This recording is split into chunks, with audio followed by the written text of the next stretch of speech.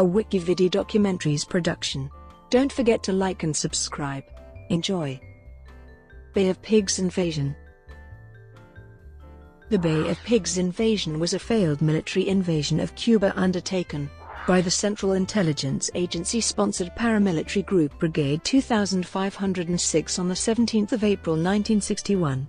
A counter-revolutionary military group, trained and funded by the CIA, Brigade 2506 fronted the armed wing of the Democratic Revolutionary Front and intended to overthrow the increasingly communist government of Fidel Castro. Launched from Guatemala and Nicaragua, the invading force was defeated within 3 days by the Cuban Revolutionary Armed Forces, under the direct command of Castro. The coup of 1952 led by General Fulgencio Batista, an ally of the United States, against President Carlos Prijo, forced Prijo into exile to Miami, Florida. Prijo's exile was the reason for the 26th July movement led by Castro.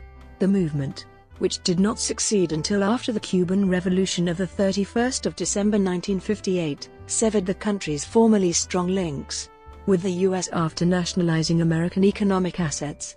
It was after the Cuban Revolution of 1959 that Castro forged strong economic links with the Soviet Union, with which, at the time, the United States was engaged in the Cold War. U.S. President Dwight D. Eisenhower was very concerned at the direction Castro's government was taking, and in March 1960 he allocated $13.1 million to the CIA to plan Castro's overthrow. The CIA proceeded to organize the operation with the aid of various Cuban counter-revolutionary forces, training Brigade 2506 in Guatemala. Eisenhower's successor, John F. Kennedy, approved the final invasion plan on the 4th of April 1961. Over 1,400 paramilitaries, divided into 5 infantry battalions and 1 paratrooper battalion, assembled in Guatemala before setting out for Cuba by boat on the 13th of April 1961. 2 days later, on the 15th of April, 8 CIA-supplied B-26 bombers attacked Cuban airfields and then returned to the U.S. On the night of the 16th of April, the main invasion landed at a beach named Playa Girón in the Bay of Pigs. It initially overwhelmed a local revolutionary militia. The Cuban army's counter-offensive was led by José Ramón Fernández, before Castro decided to take personal control of the operation. As the U.S. involvement became apparent to the world, and with the initiative turning against the invasion, Kennedy decided against providing further air cover. As a result, the operation only had half the forces the CIA had deemed necessary. The original plan devised during Eisenhower's presidency had required both air and naval support. On the 20th of April, the invaders surrendered after only 3 days, with the majority being publicly interrogated and put into Cuban prisons. The failed invasion helped to strengthen the position of Castro's leadership, made him a national hero, and entrenched the rocky relationship between the former allies. It also strengthened the relations between Cuba and the Soviet Union. This eventually led to the events of the Cuban Missile Crisis of 1962. The invasion was a major failure for U.S. foreign policy. Kennedy ordered a number of internal investigations across Latin America. Cuban forces under Castro's leadership clashed directly with U.S. forces during the invasion of Grenada over 20 years later. Background. Since the middle of the 18th century, Cuba had been the crown jewel of the Spanish colonial empire. In the late 19th century, Cuban nationalist revolutionaries rebelled against Spanish dominance, resulting in 3 liberation wars: the 10 Years' War, the Little War, and the Cuban War of Independence. The United States government proclaimed war on the Spanish Empire, resulting in the Spanish-American War. The U.S. subsequently invaded the island, and forced the Spanish army out. On the 20th of May 1902, a new independent government proclaimed the foundation of the Republic of Cuba, with U.S. military Governor Leonard Wood handing over control to President Tomás Estrada Palma, a Cuban-born U.S. citizen. Subsequently, large numbers of U.S. settlers and businessmen arrived in Cuba, and by 1905, 60% of rural properties were owned by non-Cuban North Americans. Between 1906 and 1909, 5,000 U.S. Marines were stationed across the island, and returned in 1912, 1917 and 1921 to intervene in internal affairs, sometimes at the behest of the Cuban government. Fidel Castro and the Cuban Revolution. In March 1952, a Cuban general and politician, Fulgencio Batista, seized power on the island, proclaimed himself president, and deposed the discredited President Carlos Prioso Caas of the Partido Auténtico. Batista cancelled the planned presidential elections, and described his new system as disciplined democracy. Although Batista gained some popular support, many Cubans saw it as the establishment of a one-man dictatorship. Many opponents of the Batista regime took to armed rebellion in an attempt to oust the government, sparking the Cuban Revolution. One of these groups was the National Revolutionary Movement, a militant organization containing largely middle-class members that had been founded by the professor of philosophy Rafael García Bárcena. Another was the Directorio Revolucionario Estudiantil, which had been founded by the Federation of University Students President José Antonio Echevarría. However, the best known of these anti-Batista groups was the 26th of July movement, founded by a lawyer named Fidel Castro. With Castro as the Mr. 26/7's head, the organization was based upon a clandestine cell system, with each cell containing 10 members, none of whom knew the whereabouts or activities of the other cells. Between December 1956 and 1959, Castro led a guerrilla army against the forces of Batista from his base camp in the Sierra Maestra Mountains. Batista's repression of revolutionaries had earned him widespread unpopularity, and by 1958 his armies were in retreat. On the 31st of December 1958, Batista resigned and fled into exile, taking with him an amassed fortune of more than $300 million. The presidency fell to Castro's chosen candidate, the lawyer Manuel Urrutia, while members of the Mr. 26/7 took control of most positions in the cabinet.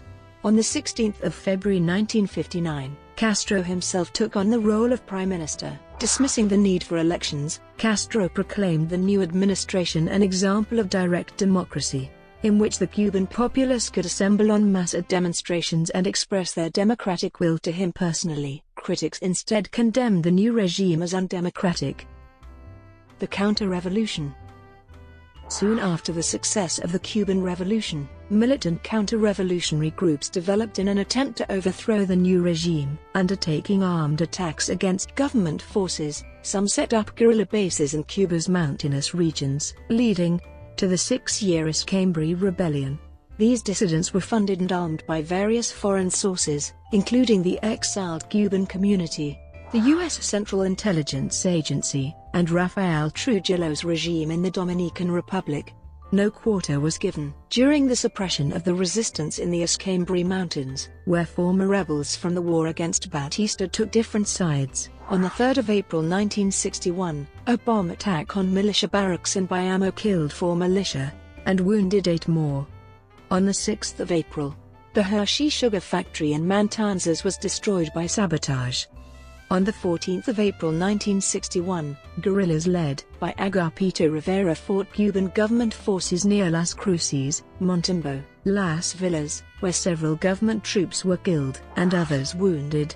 Also on the 14th of April 1961, a Cubana airline was hijacked and flown to Jacksonville, Florida. Resultant confusion then helped the staged defection of a B-26 and pilot at Miami. On the 15th of April, Castro's government began a crackdown on this opposition movement, arresting hundreds of dissidents. Though it rejected the physical torture Batista's regime had used, Castro's government sanctioned psychological torture, subjecting some prisoners to solitary confinement, rough treatment, hunger, and threatening behavior. After conservative editors and journalists began expressing hostility towards the government following its leftward turn, the pro-Castro Printers Trade Union began to harass and disrupt editorial staff actions. In January 1960, the government proclaimed that each newspaper was obliged to publish a clarification by the Printers Union at the end of any article that criticized the government. This was the start of press censorship in Castro's Cuba. Popular uproar across Cuba demanded that those figures who had been complicit in the widespread torture and killing of civilians be brought to justice. Although he remained a moderating force and tried to prevent the mass reprisal killings of Batistanos advocated by many Cubans, Castro helped to set up trials of many figures involved in the old regime across the country, resulting in hundreds of executions. Critics, in particular from the U.S. press, argued that many of these did not meet the standards of a fair trial, and condemned Cuba's new government as being more interested in vengeance than justice. Castro retaliated strongly against such accusations, proclaiming that revolutionary justice is not based on legal precepts, but on moral conviction. In a show of support for this revolutionary justice, he organized the first Havana trial to take place before a mass audience of 17,000 at the Sports Palace Stadium. When a group of aviators accused of bombing a village were found not guilty, he ordered a retrial, in which they were instead found guilty and sentenced to life imprisonment. On the 11th of March 1961, Jesus Carreras and American William Alexander Morgan were executed after a trial. Tensions with the United States. Castro's Cuban government ordered the country's oil refineries, then controlled by U.S. corporations Esso and Standard Oil and Anglo-Dutch Shell, to process crude oil purchased from the Soviet Union, but under pressure from the U.S. government, these companies refused. Castro responded by expropriating the refineries and nationalizing them under state control. In retaliation, the U.S. cancelled its import of Cuban sugar, provoking Castro to nationalize most U.S.-owned assets, including banks and sugar mills. Relations between Cuba and the U.S. were further strained following the explosion and sinking of a French vessel, the La Cuba, in Havana Harbor in March 1960. The cause of the explosion was never determined, but Castro publicly insinuated that the U.S. government were guilty of sabotage. On the 13th of October 1960, the U.S. government then prohibited the majority of exports to Cuba, the exceptions being medicines and certain foodstuffs, marking the start of an economic embargo. In retaliation, the Cuban National Institute for Agrarian Reform took control of 383 private-run businesses on the 14th of October, and on the 25th of October a further 166 U.S. companies operating in Cuba had their premises seized and nationalized, including Coca-Cola and Sears Roebuck. On the 16th of December, the U.S. then ended its import quota of Cuban sugar. The U.S. government was becoming increasingly critical of Castro's revolutionary government. At an August 1960 meeting of the Organization of American States held in Costa Rica, the U.S. Secretary of State, Christian Herter, publicly proclaimed that Castro's administration was following faithfully the Bolshevik pattern by instituting a single-party political system, taking governmental control of trade unions, suppressing civil liberties, and removing both the freedom of speech and freedom of the press. He furthermore asserted that international communism was using Cuba as an operational base for spreading revolution in the Western Hemisphere, and called on other OS members to condemn the Cuban government for its breach of human rights.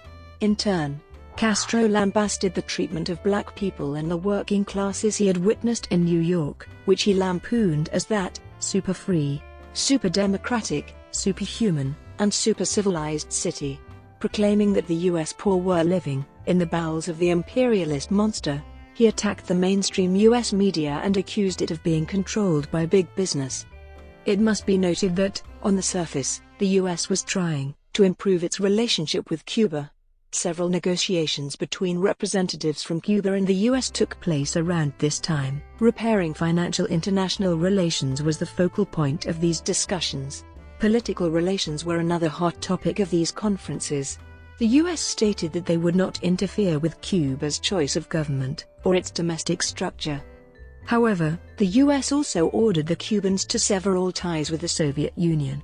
In August 1960, the CIA contacted the Cosa Nostra in Chicago with the intention to draft a simultaneous assassination of Fidel Castro, Raúl Castro, and Che Guevara. In exchange, if the operation were a success and a pro-US government were restored in Cuba, the CIA agreed that the mafia would get their monopoly on gaming, prostitution and drugs. Tensions percolated when the CIA began to act on its desires to snuff out Castro. The general public became aware of the attempts to assassinate Castro in 1975 when a report was leaked. Frank Church was the leader of a Senate committee that was responsible for drafting a report on these clandestine CIA operations. 14 reports were issued under the name Alleged Assassination Plots Involving Foreign Leaders. Castro was one of the leaders that the alleged assassination plots referred to. Efforts to murder Castro officially commenced in 1960. Some methods that the CIA undertook to murder Castro were ridiculously creative. Some examples of these creative ways are poison pills, an exploding seashell, and a planned gift of a diving suit contaminated with toxins. More traditional ways of slaying Castro were also planned, such as elimination via high-powered rifles with telescopic sights. CIA agents went to unbelievable lengths to try to murder Castro. Another example of this comes from Operation Amlash. Rolando Cubla was a Cuban revolutionary hero that headlined this operation. He was contacted, with hopes of possibly recruiting someone close to Fidel Castro that was interested in creating a military coup. However, this goal shifted from that to strictly hopes of recruiting someone close to Castro to murder him. All of the time, effort, and resources the CIA devoted to killing Castro were ultimately futile. Moreover, the time period selected by the CIA to carry out these missions stirs up a bit of controversy.